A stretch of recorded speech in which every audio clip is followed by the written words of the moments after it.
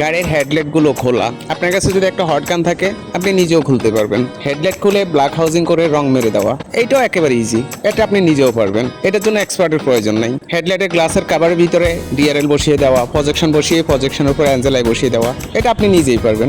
এগুলোর জন্য এক্সপার্টের কি প্রয়োজন? মানে আহামরি এমন কি জিনিস? একটা হট গান, একটা স্ক্রু ড্রাইভার, একটা ফ্ল্যাট ড্রাইভার, একটা রঙের ডিব্বা, এক সেট অ্যাঞ্জেলাই, এক সেট ডিআরএল, এক সেট প্রজেকশন, এই কয়েকটা জিনিস থাকলে আপনি নিজেও পারবেন। আর এই সিস্টেমে শত শত মডিফাই প্রতিষ্ঠান গজে উঠছে। তাহলে এক্সপার্টের প্রয়োজন কোথায়? এক্সপার্টের কাছে কেন যেতে হবে? রেজিস্টার্ড পরিপূর্ণ লাইটের কাজ করে, পরিপূর্ণ লাইট এক্সপার্ট, এই ধরনের প্রতিষ্ঠানের কাছে যাওয়ার উদ্দেশ্য হচ্ছে জাস্ট একটাই, এক্সপার্টের লাইট দেখলেই বুঝতে পারবে ওই লাইটটা কিভাবে খুলতে হবে, কোন কন্ডিশনে খুলতে হবে, খুললে লাইটটা নষ্ট হবে না, নেক্সট টাইম পানি ঢুকবে না, ওয়াটার রেজিস্ট্যান্স থাকবে।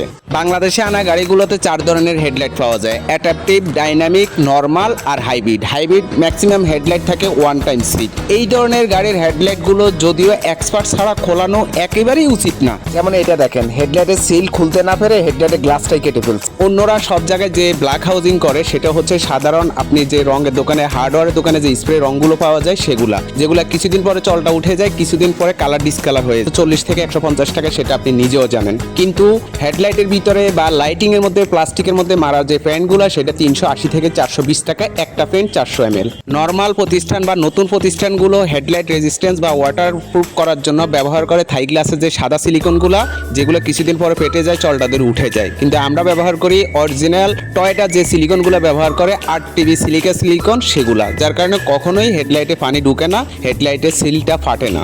আমরা যে ডিআরএল গুলো বসাই সেটা থাকে ইনভিজিবল। অ্যাঞ্জেলাইয়ের ব্যাপারে সব জায়গায় সবাই যেখানে 700-800 টাকা দামের অ্যাঞ্জেলাই ব্যবহার করে, যেহেতু আমরা এক্সপার্ট তাই আমরা সব রকম রাখছি। 700 টাকা থেকে শুরু করে মানে লোকাল প্রোডাক্টটা থেকে প্রিমিয়াম কোয়ালিটির।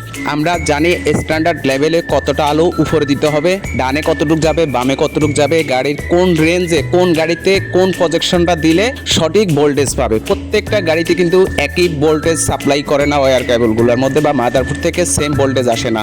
মানে প্রত্যেকটা গাড়িতে পাওয়ার সাপ্লাই সম্পূর্ণ আলাদা আলাদা। যদিও মিটারে চেক করলে 12 ভোল্ট পাবেন, কিন্তু সব 12 ভোল্ট না, এর মধ্যেও কিছু পার্থক্য থাকে। তো আমরা সেই হিসেবে সাজেস্ট করি কোন গাড়িতে কোন প্রজেকশনটা লাগবে। কিন্তু আপনি যখন নর্মাল কোনো প্রতিষ্ঠানে যাবেন দেখবেন একটা প্রজেকশন সে প্রাডোতেও দিচ্ছে, 100ও দিচ্ছে, 11ও দিচ্ছে। আমাদের ক্ষেত্রে এটা হয় না। নতুন প্রতিষ্ঠান বা নতুন কাস্টমার ক্যালভিনের হিসাবটা যদিও একেবারেই বোঝে না, তারপরে এটা বোঝা উচিত। বাংলাদেশে টোটাল 5 প্রকার ক্যালভিনের প্রজেকশন পাওয়া যায়। মানে বাজারের সব প্রজেকশন কিন্তু একই ক্যালভিনের না। এখানে 4000, 300, 5000, 5500, 6000, 6500। ক্যালভিনের তাৎপর্য হচ্ছে দিনের আলোর মতো, যত বেশি ক্যালভিন তত আলোর ঘনত্ব বেশি, তত তীব্রতা বেশি। তারপর আছে লুমেন। লুমেন সর্বনিম্ন 10,000 থেকে শুরু করে 80,000, এর উপরে পাওয়াই যায় না। ওয়াটের ক্ষেত্রেও কিন্তু পার্থক্য আছে। সবগুলো প্রজেকশন কিন্তু 120 ওয়াট না, 120, 150, 160 ওয়াট পর্যন্ত হয়ে থাকে, এর উপরে আর যায় না। ফেসবুক, ইউটিউবে আপনি যখন ভিডিও দেখে কোনো প্রতিষ্ঠানে প্রজেকশনের দাম শুনে চলে যাবেন, আপনাকে জাস্ট একটা টর্চ লাইটের মধ্যে প্রজেকশন বসিয়ে দিবে।